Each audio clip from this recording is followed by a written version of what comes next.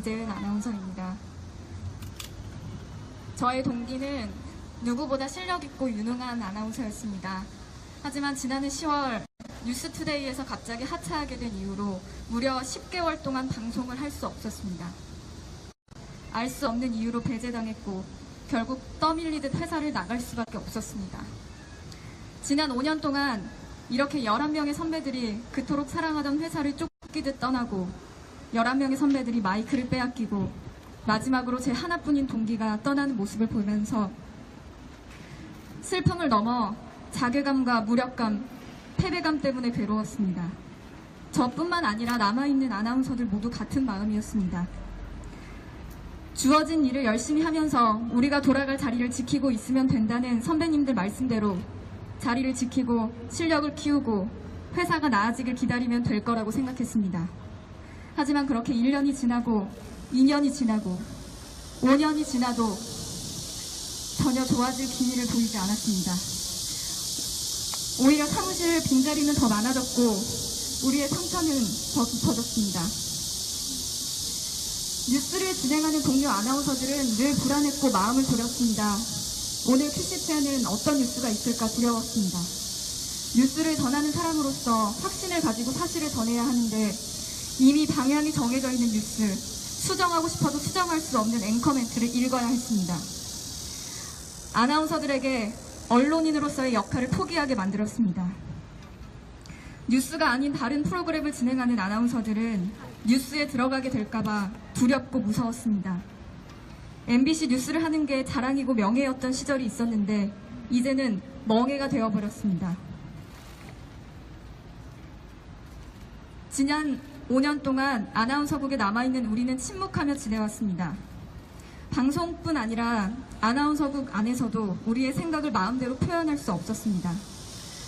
후배 PD의 부당한 해고 조치에 항의하는 글을 썼다가 마이크를 빼앗긴 오승훈 아나운서는 아직도 돌아오지 못하고 있습니다. 계속해서 섭외가 들어오는데도 방송을 하지 못하고 벽만 보고 있다 떠나야 했던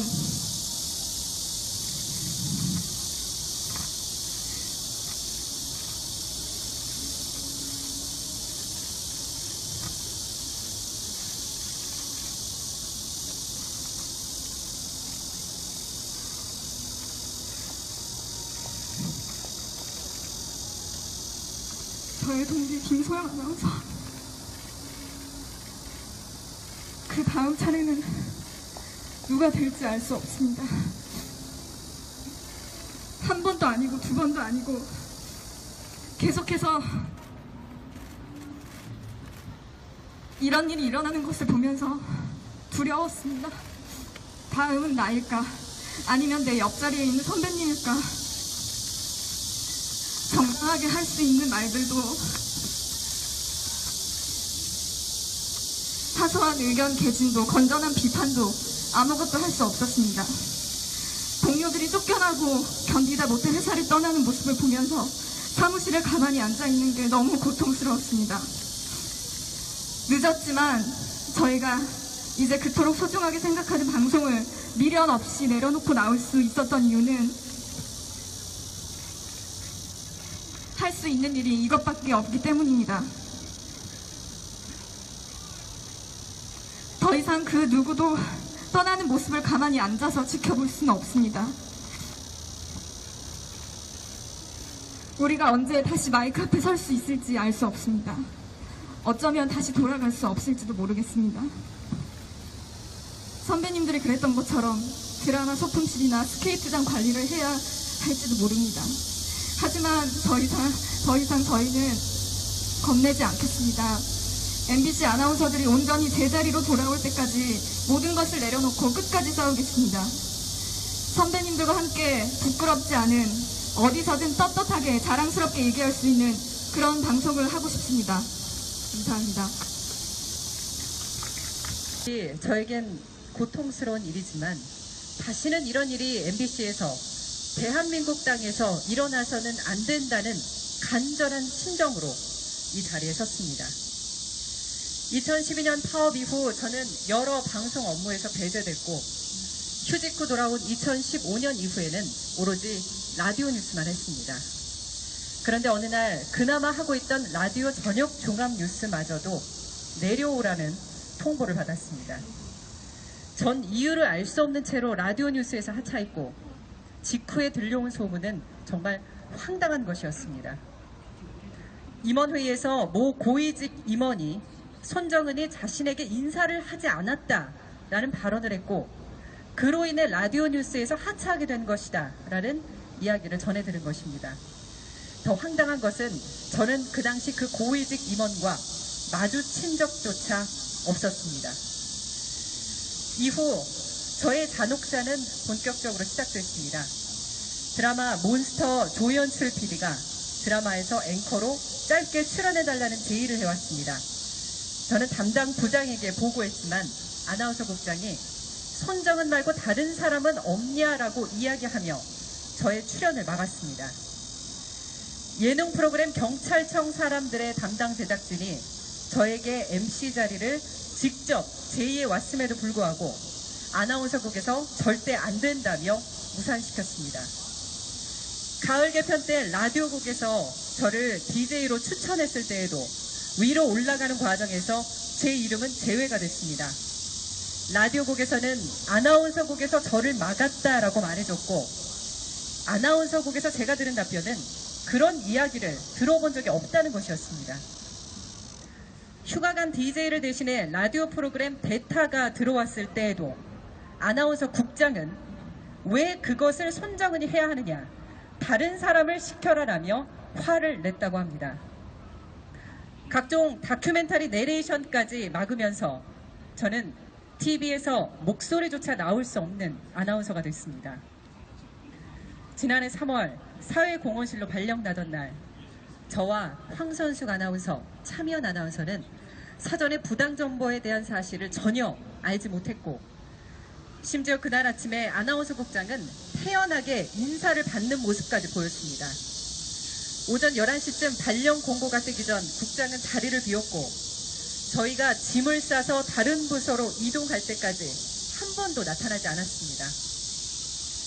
이런 일은 지난 5년간 많은 아나운서들이 겪었던 잔혹한 사실입니다. 이 외에도 일일이 나열하기 어려울 정도로 사례들이 많지만 이 정도로 마무리하겠습니다.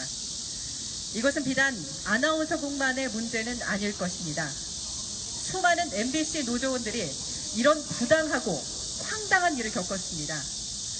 이런 일들을 이 자리에서 이야기하는 것이 가슴 아프고 부끄럽지만 이런 비정상적인 일들을 여러분께 알리는 것이 MBC 정상화의 첫걸음이자 또다시 이런 역사가 반복되지 않기 위한 방법이라고 생각했기 때문에 말씀드렸습니다.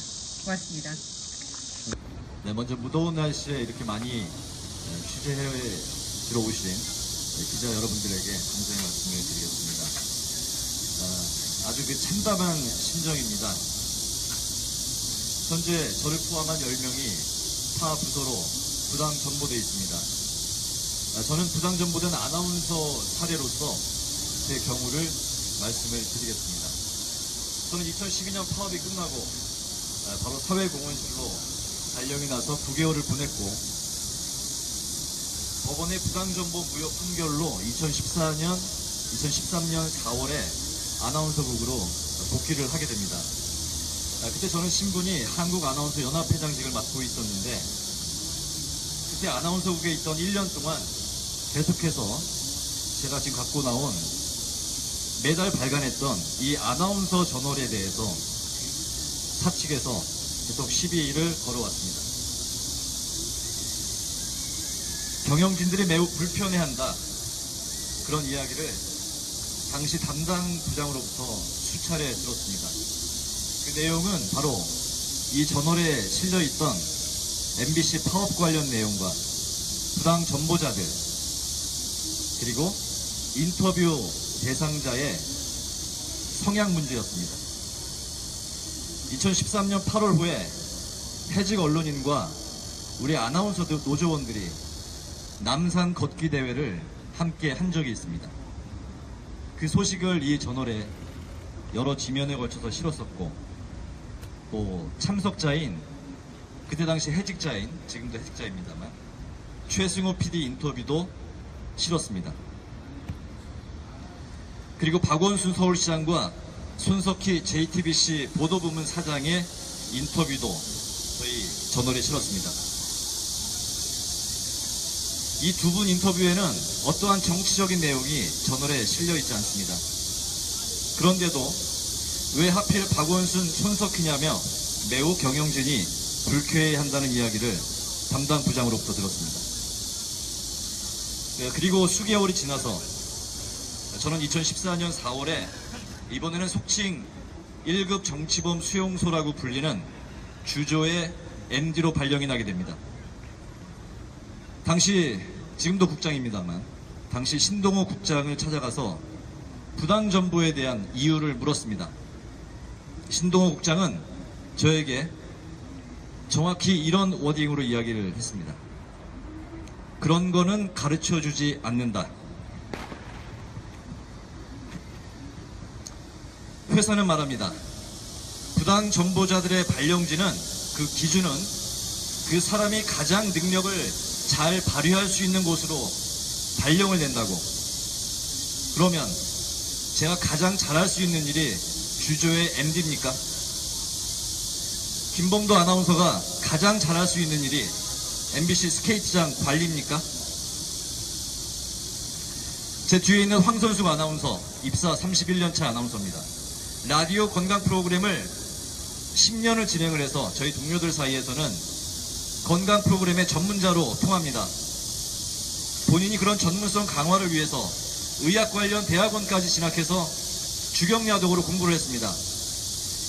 그런 황선숙 아나운서의 마이크를 뺏고 가장 잘할 수 있는 일이 지금 심의국에서 프로그램을 심의하는 일입니까? 아나운서 조직은 50명입니다. 50명 조직에 12명이 퇴사했고 11명의 아나운서가 부당 전보됐습니다.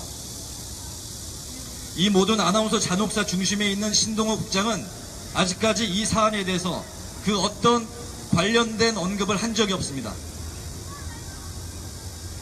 그리고 무려 5년 동안 국장으로 있습니다.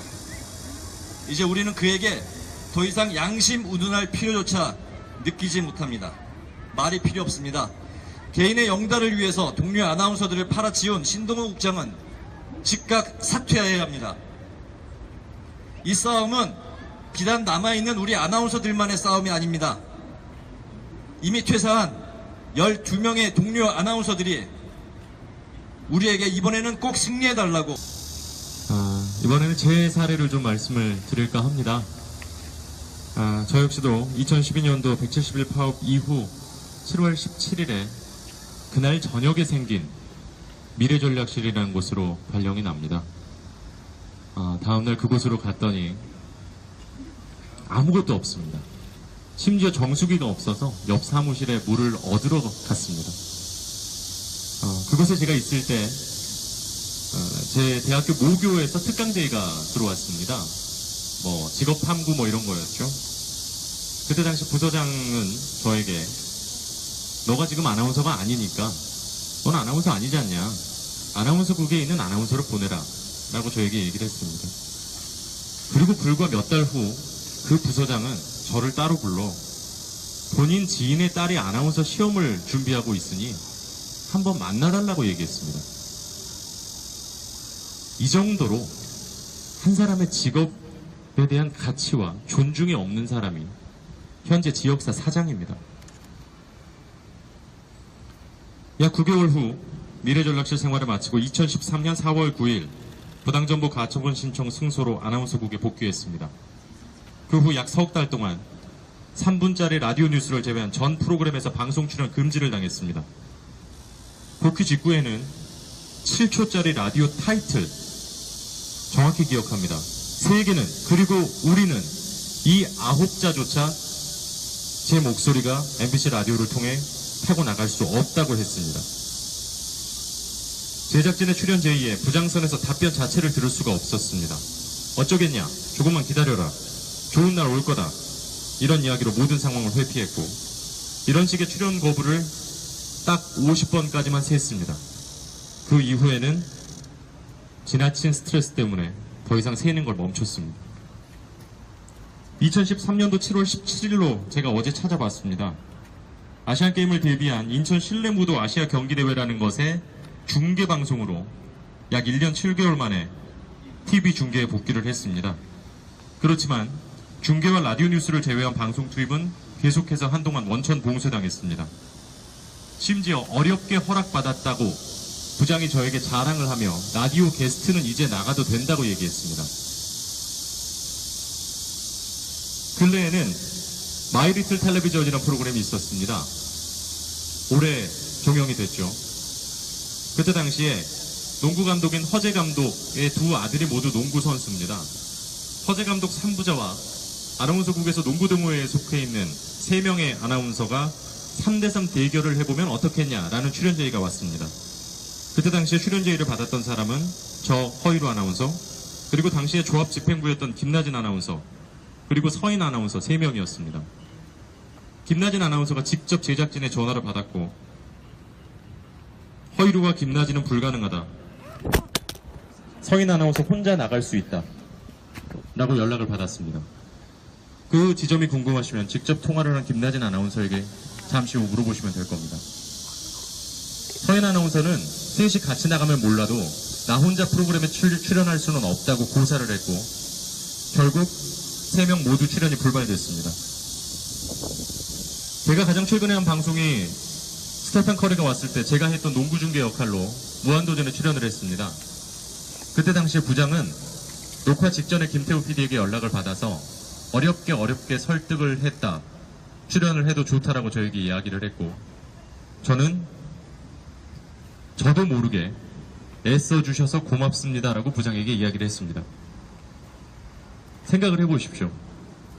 제작진의 출연 요구에 거기에 맞는 아나운서가 출연을 하는 일이 과연 애쓸 일이며, 이것이 과연 내가 내 담당 부장에게 감사하다고 말할 일인가.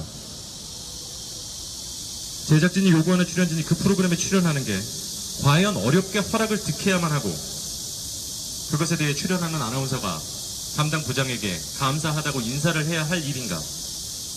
이재은 아나운서입니다. 저의 동기는 누구보다 실력있고 유능한 아나운서였습니다. 하지만 지난해 10월 뉴스투데이에서 갑자기 하차하게 된 이후로 무려 10개월 동안 방송을 할 수 없었습니다. 알 수 없는 이유로 배제당했고 결국 떠밀리듯 회사를 나갈 수밖에 없었습니다. 지난 5년 동안 이렇게 11명의 선배들이 그토록 사랑하던 회사를 쫓기듯 떠나고 11명의 선배들이 마이크를 빼앗기고 마지막으로 제 하나뿐인 동기가 떠나는 모습을 보면서 슬픔을 넘어 자괴감과 무력감, 패배감 때문에 괴로웠습니다. 저뿐만 아니라 남아있는 아나운서들 모두 같은 마음이었습니다. 주어진 일을 열심히 하면서 우리가 돌아갈 자리를 지키고 있으면 된다는 선배님들 말씀대로 자리를 지키고 실력을 키우고 회사가 나아지길 기다리면 될 거라고 생각했습니다. 하지만 그렇게 1년이 지나고 2년이 지나고 5년이 지나도 전혀 좋아질 기미를 보이지 않았습니다. 오히려 사무실 빈자리는 더 많아졌고 우리의 상처는 더 깊어졌습니다. 뉴스를 진행하는 동료 아나운서들은 늘 불안했고 마음을 졸였습니다. 오늘 큐시트에는 어떤 뉴스가 있을까 두려웠습니다. 뉴스를 전하는 사람으로서 확신을 가지고 사실을 전해야 하는데 이미 방향이 정해져 있는 뉴스, 수정하고 싶어도 수정할 수 없는 앵커 멘트를 읽어야 했습니다. 아나운서들에게 언론인으로서의 역할을 포기하게 만들었습니다. 뉴스가 아닌 다른 프로그램을 진행하는 아나운서들은 뉴스에 들어가게 될까봐 두렵고 무서웠습니다. MBC 뉴스를 하는 게 자랑이고 명예였던 시절이 있었는데 이제는 멍해가 되어버렸습니다. 가만히 앉아서 지켜볼 수는 없습니다.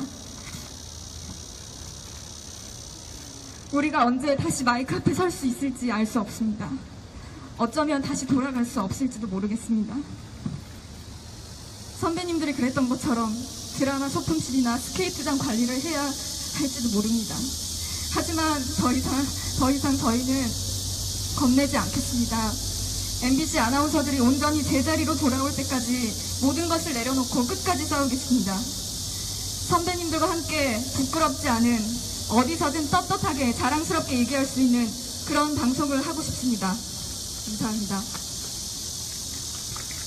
저에겐 고통스러운 일이지만 다시는 이런 일이 MBC에서 대한민국 땅에서 일어나서는 안 된다는 간절한 심정으로 이 자리에 섰습니다. 2012년 파업 이후 저는 여러 지난 5년 동안 아나운서국에 남아있는 우리는 침묵하며 지내왔습니다. 방송뿐 아니라 아나운서국 안에서도 우리의 생각을 마음대로 표현할 수 없었습니다. 후배 PD의 부당한 해고 조치에 항의하는 글을 썼다가 마이크를 빼앗긴 오승훈 아나운서는 아직도 돌아오지 못하고 있습니다. 계속해서 섭외가 들어오는데도 방송을 하지 못하고 벽만 보고 있다 떠나야 했던